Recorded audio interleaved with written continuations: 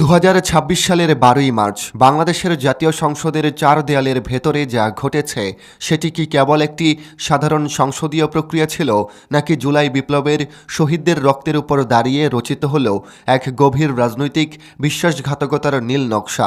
প্রশ্নগুলো এখন ঘুরে বেড়াচ্ছে দেশের রাজনৈতিক অঙ্গন থেকে শুরু করে সাধারণ মানুষের আলোচনায়। কেন বিরোধী দলকে ডেপুটি স্পিকারের মতো গুরুত্বপূর্ণ পদ দেওয়ার কথা বলা হয়েও শেষ মুহূর্তে তা ফিরিয়ে নেওয়া হলো?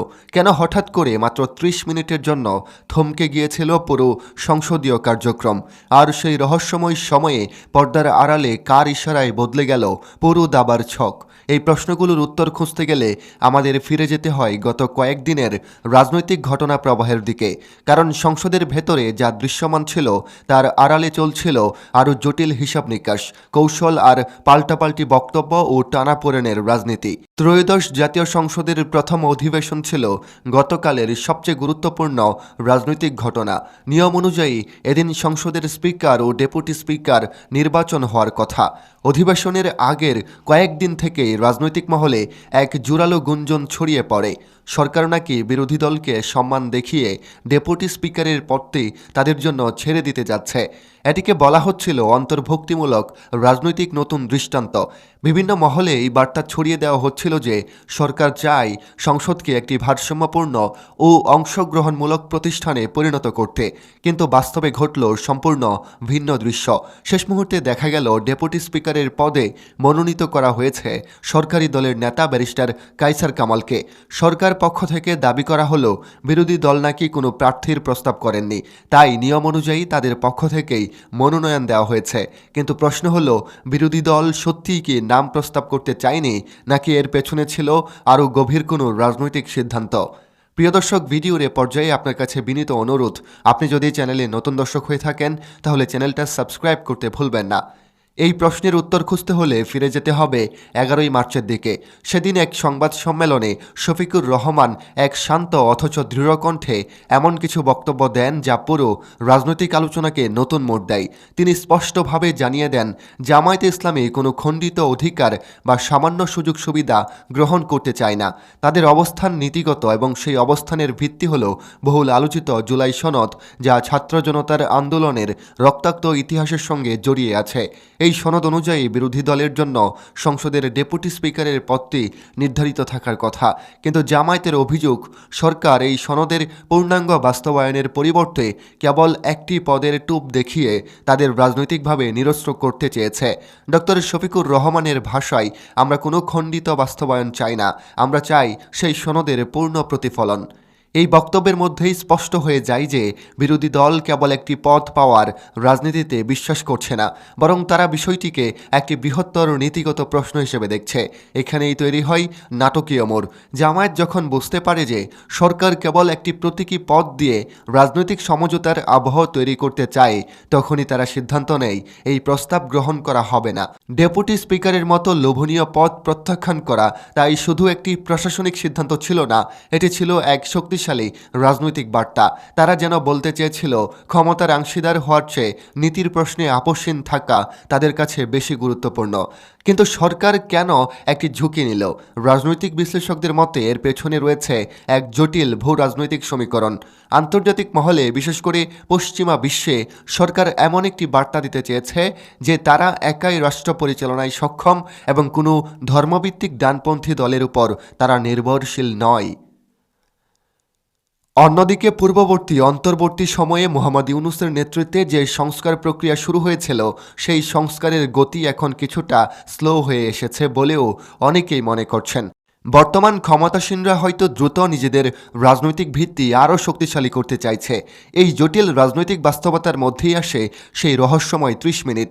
সংসদের অধিবেশন শুরু হয় স্বাভাবিক নিয়মে, স্পিকার ও ডেপুটি স্পিকার নির্বাচনও সম্পন্ন হয়। কিন্তু হঠাৎ করেই ঘোষণা আসে সংসদ ৩০ মিনিটের জন্য মুলতবি। একটি সংসদীয় অধিবেশনের মাঝখানে এক আকস্মিক বিরতি খুবই অস্বাভাবিক। স্বাভাবিকভাবেই প্রশ্ন উঠে এই সময়ে কি ঘটেছিল পর্দার আড়ালে। রাজনৈতিক সূত্রগুলো বলছে ওই ৩০ মিনিটে সরকারি দলের উচ্চ পর্যায়ের নেতাদের সঙ্গে বিরোধী দলের প্রতিনিধিদের মধ্যে এক শেষ মুহূর্তের আলোচনার চেষ্টা চলছিল। সরকার চেয়েছিল বিরোধী দল যেন তাদের অবস্থান কিছুটা নরম করে, কিন্তু জামায়াতের নেতৃত্ব বিশেষ করে ডক্টর শফিকুর রহমান জুলাই সনদের প্রশ্নে এক চুলো নড়তে রাজি হননি। ফলে সেই ৩০ মিনিটেই কার্যত নির্ধারিত হয়ে যায় ভবিষ্যতের রাজনৈতিক সমীকরণ। পরিষ্কার হয়ে যায় যে নতুন সংসদ হয়তো একটি সংঘাতপূর্ণ রাজনৈতিক মঞ্চে পরিণত হতে যাচ্ছে। সরকার এক অর্থে দ্বিমুখী কৌশল অবলম্বন করেছে বলেই অনেকেই মনে করছেন।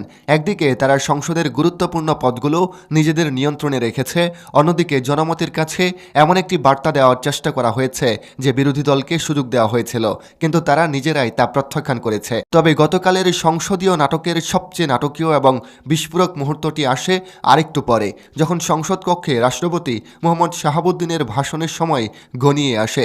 সেই মুহূর্তে সংসদের ভেতরে যে উত্তেজনা, অসন্তোষ এবং রাজনৈতিক অস্থিরতার আবহ তৈরি হয়েছিল তা অনেকের কাছেই ছিল অভূতপূর্ব।